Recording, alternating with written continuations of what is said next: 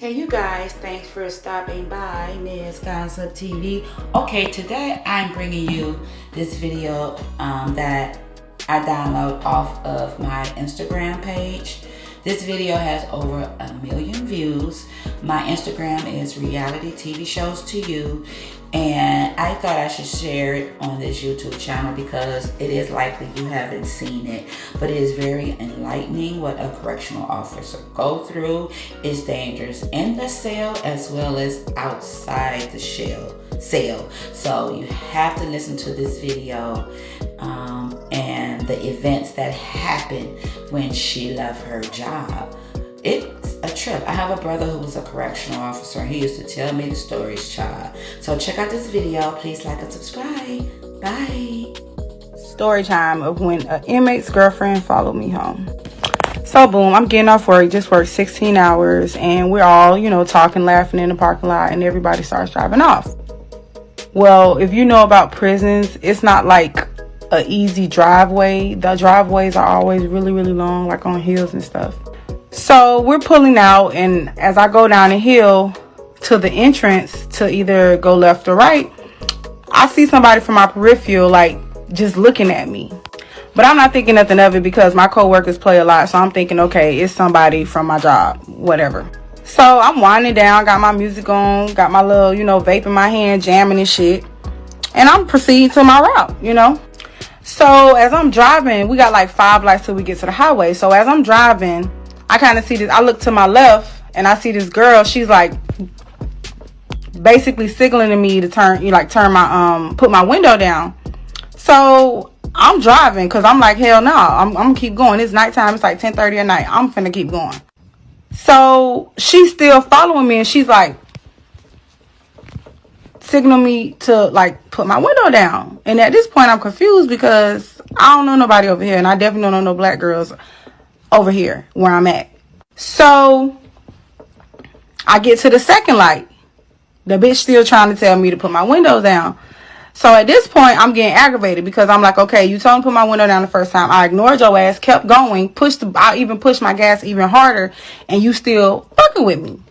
So we get to the third light, and she's still on the side of me. So I put my window down. I'm like, did I do something? Did I cut you off? Like, you can go over. You trying to get over, just get over. And she was like, no, do you remember me? I'm like, remember you from where? She was like, we driving, okay? We driving and talking out the window. She like, do you remember me from the visiting? So at this point, I pull my little piece out, put it on my lap, take it out safety. I'm like, from visiting? So I realized this is the inmate's girlfriend who I seen the visiting, and I remember who she was because she had her hair done a particular way, and I complimented her hair. So I'm like, yeah, I remember you from visiting. So she on the cell phone. So at this point, I speed. So I'm going through the fourth light. I'm just going. So the highway was on my left hand side. I passed the highway. I'm going to the damn sixth light. So I make a left, trying to get rid of, cause she keep following me. So I make a left. At this point, I'm like, all right, they tell us to shoot to kill, bitch. Somebody finna die tonight, cause bitch, it ain't gonna be me. So where I made a left at, it was like one way, so I could not get out. So I turned on that street, and she she drove in front of my car, so it was nowhere I can go. So she get out the car. So I don't know where I left off at, but when she parked her car in front of mine, my car was still running, so I felt like I was in a mob movie, right? When she got out the car, it was a duffel bag in her hand, and I'm like, oh shit, like, cause I don't be fucking with them inmates, like I don't disrespect them and shit, so I knew it wasn't nothing like that, but I still was like, what the fuck? She had a duffel bag, and when I tell y'all, it was so much money in that bag, it had to be like over 20 bands, and that's more money I seen at one time, speaking for me, I'm broke over here. So she had a duffel bag full of money. She was on the phone, and she was like, look, if somebody on the phone want to talk to you, we trying to put money in your pocket. If you take this right here, I want you to bring this, and this. I'm like, oh, hell no. I ain't about that life. No, ma'am. Okay. So I back up while she out. I back up. I'm like, I ain't about that life. I rush back to my job, speeding.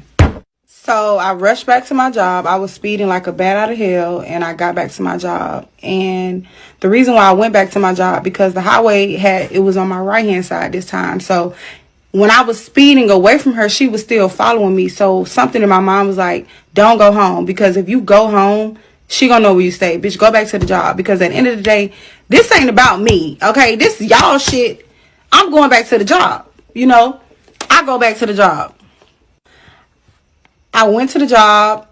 You know, in order for us to get in, it's a long process. So I made the people in the front entry call the lieutenant and tell them what happened. So they told me to come back inside to write a statement. So let me just say this. The reason why I went back to my job too, another reason is because if you know about the prison system, they do stuff to set you up. So I'm not talking about the inmates. I'm talking about the employees, the lieutenants, the investigation team. They do shit to set you up. So I was just covering my own ass, because it was just out the blue that this girl would be riding around with all this fucking money, trying to catch me, speed. I'm talking about all this shit.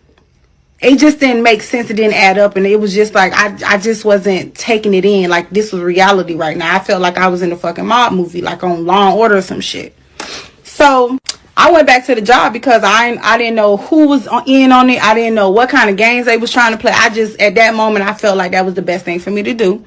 So when I get to the job and I go through the process, get to the shift office, these motherfuckers, when I tell them what happened, they watch the camera. They see her pull off. Mind you, she was in the parking lot from 9:30 to like 10. It's no reason, if you at a prison, we have people who drive around every 30 minutes. We got two cars that drive around every 30 minutes.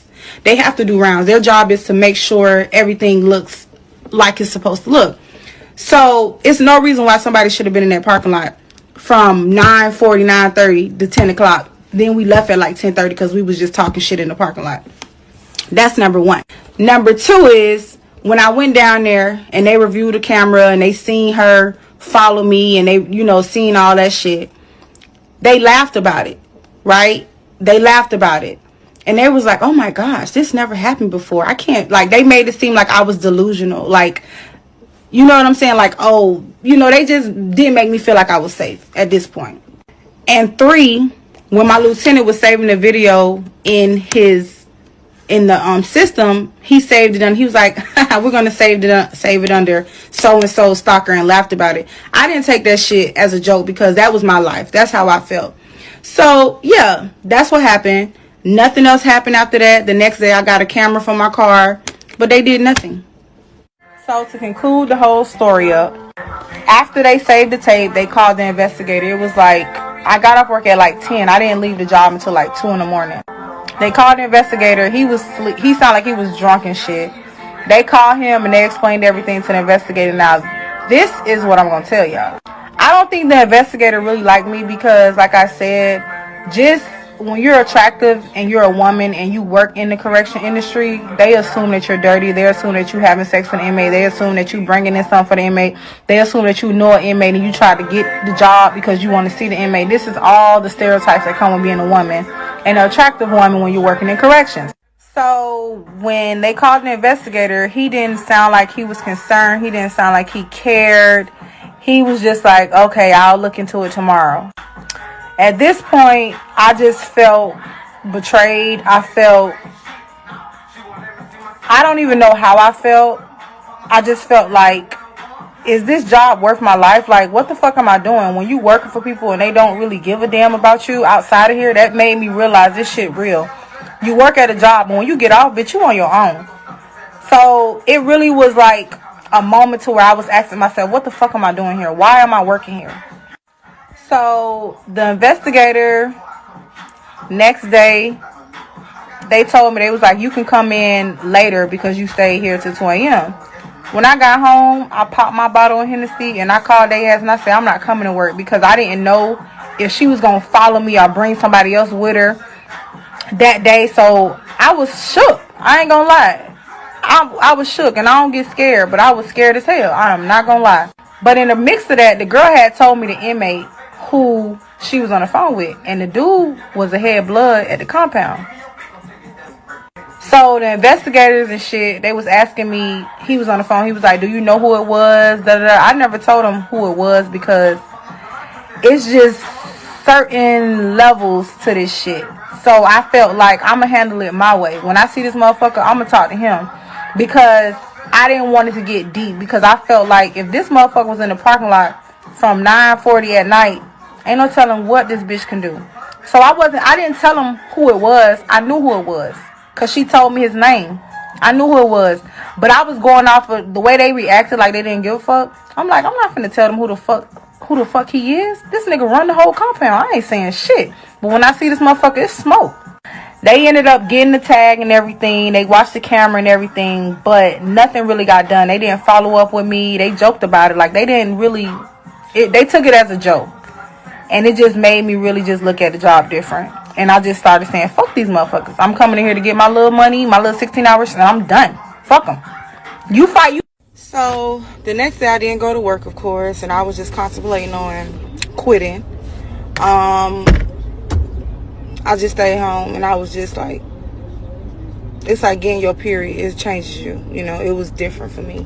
Everything was different for me. I got no phone calls from nobody at the job, no follow-ups, nothing. Nobody said shit. I want to know if I was a different person, if I wasn't me and I was somebody else, would they have acted on it? But like I said, the dude was well known on the compound, so to me, I just wanted it to be done with. I wanted it to be over. And when I seen dude, and I didn't see him right away, but when I seen dude, I was like, boom. I was like, bruh, that was fucked up what you did. I say, listen, this is a job for me. When I clock out this motherfucker, bitch, I don't want nothing to do with this job. Don't you ever have nobody run up on me again, because I had my shit on my lap and anybody could have got sprayed. Okay? And that's on fucking facts. So I was like, you know, I said what I said to him, and I just told him it was fucked up. You know what I'm saying? Because it's late at night. It's dark as fuck. Like, why you... And then that's the thing too with black motherfucking people. You ain't do that shit. You wouldn't have did that shit to no white person. Why would you do that shit to me? Why would you put that pressure on me? Why would you even put me in that situation, in that predicament? That was fucked up. Okay? Because, bitch, when you leave McDonald's, you ain't going home finna cook no burgers. You going home and you gonna do other shit besides doing what you do at work. Why would you do that? And then they had to be watching me for them to know I was at work and they was on the phone. That's what I don't like. Like at the prison, they can see in the parking lot. I can see what kind of car you drive, all type of shit. I said what I said to him, you know, respectfully. Okay. But I also meant what the fuck I said. Bitch, when I clock out, let somebody else motherfucking come run up on me about some bullshit. It's gonna be smoke. And I meant that. Because at the end of the day, it's only one motherfucking me. Okay? So, let somebody else run up on me, damn near chase me down, talk about some motherfucker making some motherfucking money. Let this shit happen again. Because this your fucking warning. Now, I ain't say shit to these folks on your get your ass smoked up at this job. But I'm coming to you as a woman to let you know, bitch, make this your last motherfucking time. Because the next time, bitch, I'm saying something. Because now I feel like you're not respecting my motherfucking boundaries. Period. That was that. What was said, because when motherfuckers act like they crazy, you gotta act like you crazier, bitch. Because one thing about it, bitch, let's go. Bitch, you want war, I want war too. So that was that. I said what the fuck I said, and I meant what I said, and I'm looking him in his eyes, letting him know, you don't fucking scare me. But let somebody else run up on me about some bullshit, it's gonna be some problems. Period. So for the comments that's saying, oh, you had a gun, why were you running?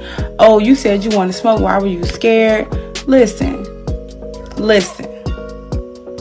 The world we're living in today, police officers are already hated.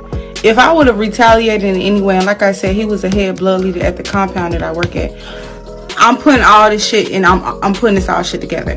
Then another girl was like, why didn't you call the police? Bitch, when you dealing with that shit in hand, and you trying to drive and get away and make sure you ain't crashing or nothing, you not thinking about calling no fucking police. Okay? I wasn't thinking about that, because at the end of the day, I'm at a prison. We have a full armory. Okay?